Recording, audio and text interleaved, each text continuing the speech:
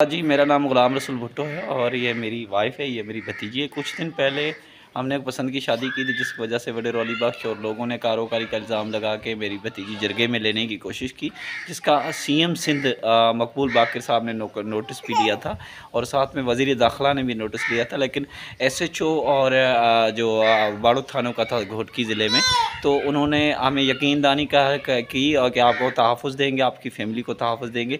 अल्लाह जानता है, सिर्फ़ 2 जवाबदारों को गिरफ़्तार किया है। अभी 10 जवाबदार बंदूकें, कलशनें लेके घूम रहे हैं। हमारे ऊपर या मेरे वालिद या मेरी वाइफ़ या मुझ पे कभी भी हमला कर सकते हैं।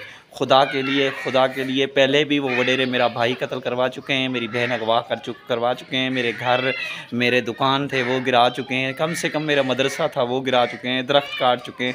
खुदा के लिए चीफ़ जस्टिस पाकिस्तान से फ़ायज़ ईसा साहब से गुज़ारिश है, वज़ीर आला सिंध से और क्या कहते हैं वज़ीर दाख़िला सिंध से, हाई कोर्ट कराची से, सुप्रीम कोर्ट इस्लामाबाद से, तमाम पाकिस्तानी इदारों से, आईजी सिंध से, खुदा के लिए हमारी फ़ैमिली को तहफ़्फ़ुज़ फ़राहम करें।